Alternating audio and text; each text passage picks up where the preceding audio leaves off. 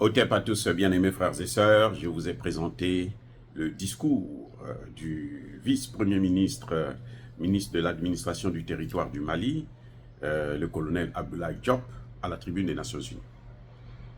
Vous avez pu le constater que le vice-premier ministre a condamné, a critiqué, a attaqué même certains pays, parmi lesquels l'Ukraine, l'Algérie et la France. Mais il n'a pas épargné d'autres pays comme certains pays de la CEDEAO. Là, il n'a pas cité les noms. D'après vous, il parle de qui? Il parle de quoi? Quels sont ces pays de la CEDEAO qui sont hostiles à la création de la Confédération des États du Sahel? Quels sont ces pays? Vous-même, vous le savez. C'est vrai que vous avez, par exemple, la Côte d'Ivoire, vous avez le Ghana, vous avez même le Nigeria, le Bénin, dans une certaine mesure le Togo. Bon, le Togo joue le jeu, c'est un hypocrite. Mais, en fait, le pays le plus visé, là, dans ce discours aux Nations Unies, c'est le Sénégal. Monsieur le vice-premier ministre du Mali, le colonel Abdoulaye Diop, il est en train de viser, quand il parle certains pays de la CEDEAO, il parle d'abord et avant tout du Sénégal. Si vous n'avez pas compris ça, ben, je vous explique. Pourquoi je le dis?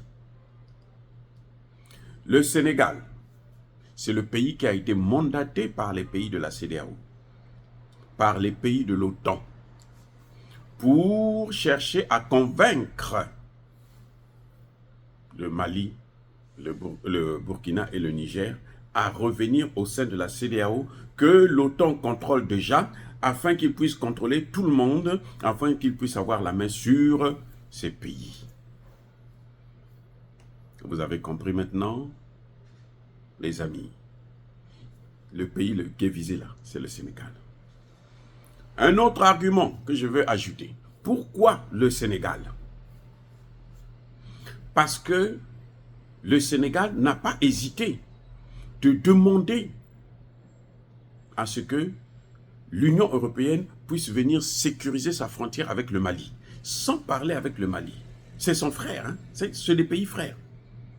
Les Maliens et les Sénégalais, là, ils sont... Alors, c'est comme deux gouttes d'eau.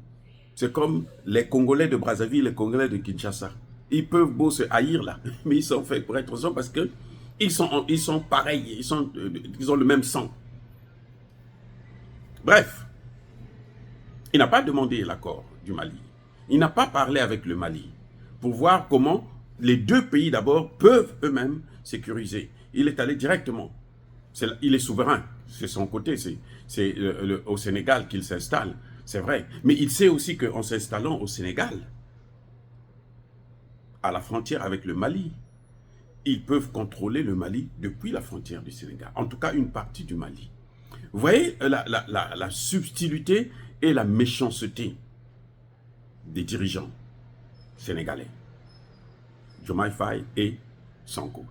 C'est là le problème. Maintenant, comme si ça ne suffisait pas, le Premier ministre polonais arrive au Sénégal.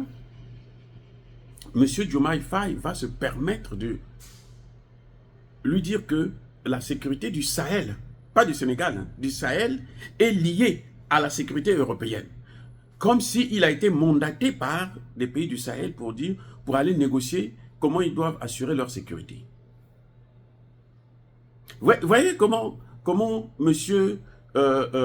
Bassirou se met dans de sales draps? Il se crée des problèmes là où il n'y en a pas. Il divise lui-même ces pays. Quand il est parti au Mali, au Burkina, eh ben, il a été bien reçu, comme un chef d'État, comme un frère. Mais lui, il est toujours avec les ennemis des autres, de ses frères. C'est comme vous êtes, votre frère a des ennemis, vous partez, vous reconnaissez votre frère, vous êtes toujours bien avec lui, mais vous partez toujours voir ses ennemis. Et demandez à ses ennemis, non, vous pouvez rester autour de lui. Vous pouvez venir depuis chez moi, là. Vous pouvez commencer à le regarder. Et puis, bon, si vous voulez le neutraliser, vous le neutralisez. C'est un peu ça, comme ça que ça se présente. Le Sénégal n'a pas le droit de demander à ces pays-là, à la Pologne, les pays européens, de revenir dans le Sahel, alors que les pays du Sahel ont chassé ces pays. Et il sait, Dieu seul sait, dans quelle mesure, dans quelle difficulté, dans quelle souffrance, qu'est-ce qu'ils ont payé comme prix, notamment ce qui concerne les sanctions, jusqu'à même une intervention militaire qui était prévue par le Niger. C'est parce qu'ils ont vu que cette intervention militaire-là, mais ils allaient se faire écraser là-bas eux-mêmes. C'est là qu'ils ont dit non, non, non, non, laissez-les faire ce qu'ils veulent. Nous restons, occupons-nous de nos pays. Donc, Diomaye Faye, lui, il vient raviver cette plaie, hein, mettre le couteau dans la plaie. Mais c'est pas tout. Il ne s'est pas arrêté en Pologne. Hein? Il ne s'est pas arrêté devant le premier ministre polonais au Sénégal. Il est revenu comme un drogué. Il revient maintenant à la tribune des Nations Unies. Écoutez le discours de Diomaye Faye. Écoutez le discours de Diomaye Faye. Il revient à la tribune des Nations Unies et il parle du Sahel. Il dit que les Nations Unies doivent s'occuper du Sahel. Les Nations Unies doivent intervenir au Sahel. Mais il y avait les Nations Unies, mais ce type a un problème de mémoire. Il a un grand problème de mémoire. Il y avait les Nations Unies au Sahel. Il y avait une mission des Nations Unies au Sahel. Qu'est-ce que cette mission a fait? Elle n'a pas tenu. Elle n'a pas réglé le problème. Au contraire, elle a aggravé la situation. Les amis, l'ONU a aggravé la situation au Mali. Le secrétaire général de l'ONU est venu déclarer au Niger que nous allons mettre en place une base militaire internationale au Niger. Nous allons faire du Niger une grande base militaire de l'OTAN. Si Bassirou n'est pas au courant de ça, c'est qu'il a un problème grave, les amis. Vous allez encore me dire que non, voilà, toi tu dis jamais quelque chose de bon de Bassirou. Mais il ne fait jamais quelque chose de bon. Le jour qu'il fera quelque chose de bon, là, moi je serai le premier à l'acclamer. Je n'ai pas une haine contre lui, je ne le connais pas. C'est pas lui qui me nourrit. Hein? Soyons sérieux, c'est pas lui qui me nourrit. Moi, je ne le connais pas et j'ai pas envie de le connaître. Mais je pense à mon peuple, je pense au peuple sénégalais, je pense au peuple africain.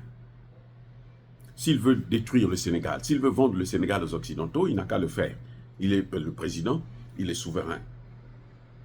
Mais il ne peut pas s'ingérer dans les affaires du Sénégal, du Mali, du Burkina et du Niger. Il vient à l'Assemblée générale, la 79e Assemblée générale de l'ONU. Écoutez bien son discours. Il vient pour demander à ce que les Nations Unies puissent intervenir au Sahel. Il demande une mission des Nations Unies. Vous savez pourquoi? Parce que dans les missions des Nations Unies, là, hein, quand on envoie les Africains, là, les premiers Africains qu'on envoie, ce sont les Sénégalais. Donc il vient, il veut créer une mission pour caser ses parents sénégalais. Mais ça ne se fait pas, c'est fini, ça ne peut pas continuer comme ça. Ou vous créez des missions dans les autres pays africains pour que vous puissiez aller travailler parce que c'est vous qui êtes les meilleurs serviteurs de l'OTAN, de l'Occident, du colon. Vous êtes les meilleurs serviteurs du colon. Et ça ne peut pas continuer comme ça. Donc voilà, le vice-premier ministre, le colonel Abdoulaye Diop, est venu répondre là à Ousmane Sonko et Bassirou. Il dit, en substance, mêlez-vous de vos affaires. Parce qu'il a rappelé que la création de la Confédération a été une décision souveraine. Écoutez, ça a été une décision souveraine. Donc, quand il parle de la souveraineté là, la souveraineté implique la non-ingérence. Il est en train de dire au Sénégal en particulier d'arrêter de se mêler dans les affaires de l'AES. Si vous n'avez pas compris ça comme ça, maintenant je crois que vous avez l'explication. Il est en train de le dire ouvertement, à la tribune des Nations Unies aussi. Il n'est pas parti dire dans un cabinet, non. À la tribune des Nations Unies, il est en train de dire au Sénégal, mêlez-vous de vos affaires. Il n'a pas voulu citer les noms parce que c'est un pays africain. Parce que eux, au moins, ils comprennent que nous sommes africains. Là. Le linge sale se lave en famille. Mais puisqu'on a parlé devant cette communauté, alors nous répondons aussi devant cette communauté. Et le débat est clos. Les amis, Monsieur Abdoulaye Diop est un... Abdoulaye Maïga, je crois. Abdoulaye Diop? Oui, Abdoulaye Diop. Non, Maïga, Abdoulaye Maïga, pardonnez-moi. Ce n'est pas Abdoulaye Diop, c'est Abdoulaye Maïga. Il a parlé à la tribune des Nations Unies pour donner une leçon à Sonko et à Bassirou. Ils ont combattu les pays de l'OTAN. Ils les ont chassés de la zone. Ce n'est pas le Sénégal qui leur fera peur, même si le Sénégal est avec eux. Soyez bénis, abondamment bénis par le Dieu des Kémites et par nos ancêtres angélisés. Vive l'Afrique éternelle, j'ai dit et j'assume.